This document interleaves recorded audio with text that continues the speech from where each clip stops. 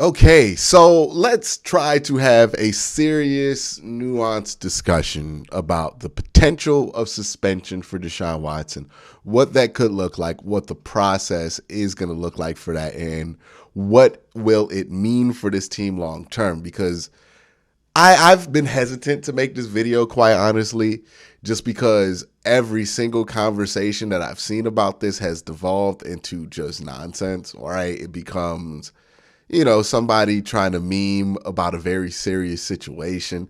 And that kind of thing just kind of is annoying to me. It's very disingenuous and, it just rubs me the wrong way when the only way people feel like they can contextualize this whole situation isn't by taking the matter serious on both angles of it, but is by, trying to make jokes to one up somebody because you cheer for a different team.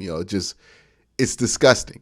The way I've seen this conversation go down. So if I've been hesitant to have this conversation on here, that is why.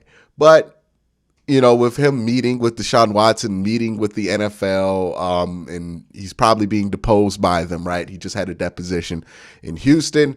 It is time that we have, or at least attempt to have, a serious conversation about what it is that he could be suspended for, how long could he be suspended, and what is realistic versus what is just nonsense that people are saying out there, right? Now, let's start at the beginning of this, right? Because there is this ideal that the Cleveland Browns have structured Deshaun Watson's contract in a way that is to anticipate and avoid Deshaun Watson getting or losing money, right? And the reason the Browns would do this from their perspective is that's what Deshaun Watson's camp wants. Now, what is not lining up with that thinking, right? Because when you have an accusation out there, when it comes to something that's like a contract that you can actually prove, you have to look at it from a linear line of thought, well, from a logical line of thought, which is, okay, so who would have the leverage to say this? Deshaun Watson's people. Now, why would Deshaun Watson's people have a contract that's structured the same as every other contract that the Browns have done? Right. So this means that this contract structure probably came from Andrew Berry and the Cleveland Browns, who have structured this contract like they've structured every other contract. And let me ask you, what's the benefit for the team here? That Deshaun Watson gets less of his game paychecks docked, even though it doesn't matter, right? Because the Browns still have to pay out that money regardless of whether it goes to Deshaun Watson or whether it goes to the league offices or whatever they're going to do with it once they dock his paycheck, or that the Browns wanted to save some money on the cap, knowing that they had a hard contract in Baker Mayfield's $18 million to trade. So they needed Deshaun Watson's first-year cap hit to be as small as possible in order to make sure that they could surround him with as much as possible. Remember when Kyler Murray put out that letter and everybody laughed because Kyler said, hey, I want to help the team and I want my cap number to be lower, so I need a contract extension. Aaron Rodgers did the same thing. The reason teams do this is when you extend a contract, you can put a lot of that money in a signing bonus, and then that money does not go against your cap because it's already been paid out. The Steelers, it might be a bad example to use Ben Roethlisberger in this context, but the Steelers have been famous for doing this with Ben Roethlisberger. I have not seen those accusations pop out against Ben Roethlisberger, right? A player who has had similar accusations. You would say even worse because what he's dealing with is, a little bit more severe than what Deshaun Watson has been accused of, not downplaying what Watson has been accused of, but saying that the severity of the instance of what Ben did, the couple of accusations that he has out there has been worse. We have not made those accusations of the Steelers that they're trying to save Ben from a suspension that could come at any time, at any point of Ben's career because of that structure and how they've structured his contract. But the Browns are being accused of it here. Now, I'm not saying this is a woe is the Browns and the Browns are being picked on by the NFL or by the media. That's hardly ever the case. It's just something that, when you're a fan of a team, you always feel like the thing you're a fan of is unfairly under attack. I'm not trying to make that assumption at all, but I am saying I understand why I could feel that way. It's just something that they're doing because, this is where all the eyeballs are at. So that whole aspect of it, I hope can be cleared up, is that I don't think the Browns signed signed this contract intentionally knowing that he's going to be suspended for a portion of this year, and acting as if he's going to be suspended for a portion of this year and kind of doing that. Now, the fact that the Browns have signed 4 quarterbacks, does that have a lot to do with them thinking that Deshaun Watson is going to be suspended, or does that have a lot to do with them thinking that Baker Mayfield's just not going to be able to be a productive member of this team under any circumstance? I think it has a lot to do with the latter on that, right? The reason the Browns have 4 quarterbacks, technically 5 quarterbacks signed, because Baker Mayfield is still under contract, but he don't play for us no more. He's just under contract. When it comes to that, I think that has a lot more to do with Baker Mayfield than it has to do with Deshaun Watson and any suspension, because it's not like they're adding heavy hitters, right? They've added Josh Dobbs, Jacoby Brissett, and a young man out of Alcorn State. Like they're clearly not signed. It'd be different, right, if they paid Marcus Mariota and Jameis Winston to back up Deshaun Watson, because that would tell you, oh, they think he's going to be suspended a year. The fact they only have Jacoby Brissett, who's a stopgap at best, tells me that they don't think that Deshaun's going to be suspended a year, right? So again, some people are trying to use those tea leaves to prove a different point because they're avoiding the other point, which is nobody wants Baker Mayfield. And again, you got to parse through this clearly and try to be objective when you do it, because some of this stuff comes in bad faith, right? A lot of these people don't care what Deshaun Watson was actually accused of and what these women are actually saying about him. A lot of these people just care about Baker Mayfield and defending Baker Mayfield at all costs. And Deshaun Watson's existence on the Cleveland Browns is a straight up affront to Baker Mayfield and his existence on the Cleveland Browns. So that's how they choose to attack him. And then other people who cheer for other teams just doing this because, they don't really care. They just want to one up the Browns in any way possible. Again,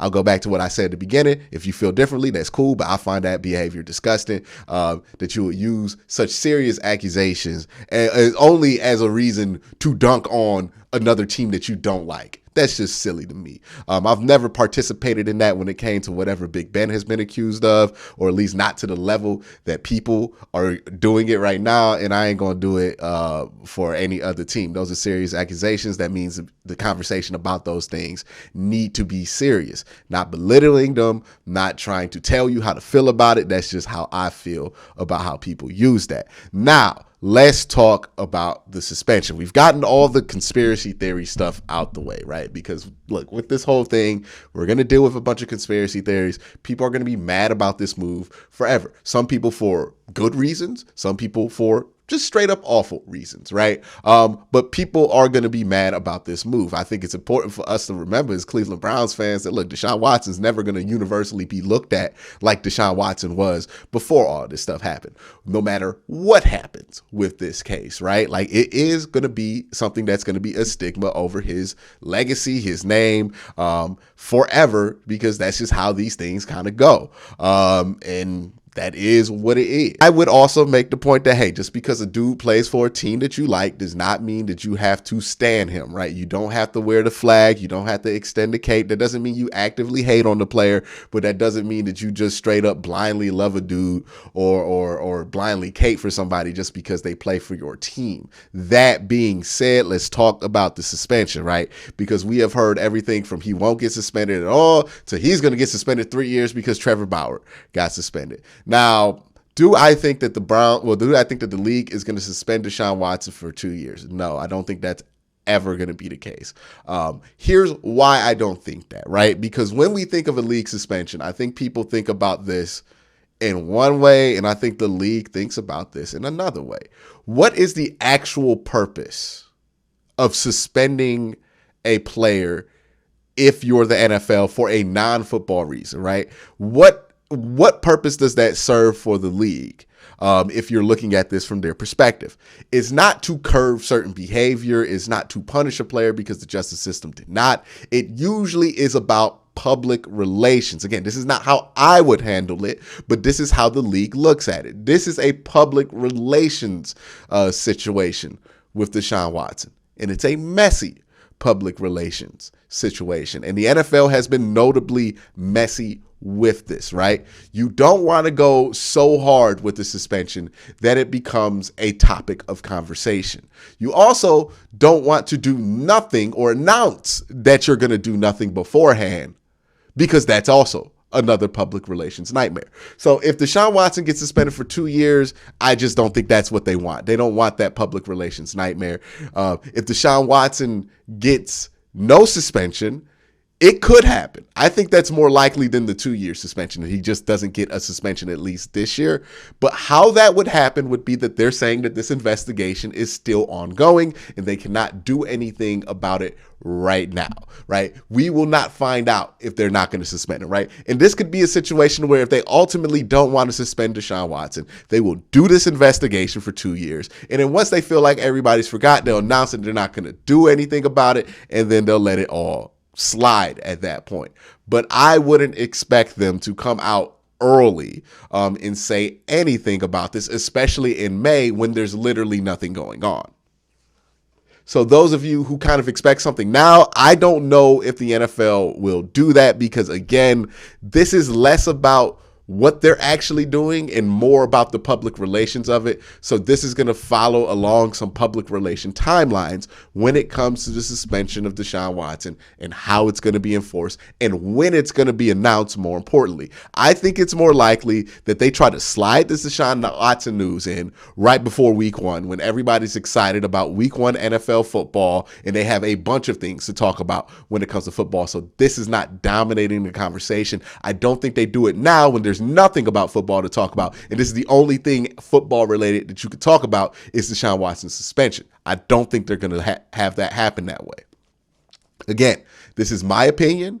Now, that being said, does that mean he won't get a suspension? I think the most likely thing is that he gets 4 to 6 games. Why is it the most likely thing? Is because that's what everybody has already accepted about this situation. When the Browns traded for him, Browns fans have already accepted this. People who are anti-Deshaun Watson have accepted this. People who are pro-Deshaun Watson have accepted that he's probably going to get a 4 to 6 game suspension. So from a public relations standpoint, how you would want to handle this is, hey, just give the suspension that everybody expects. The 4 to 6 game one, right? You're going to give 4, or you're going to give 6, it'll get appealed down to 4, and then boom, that will be it, right? That is the way to handle this.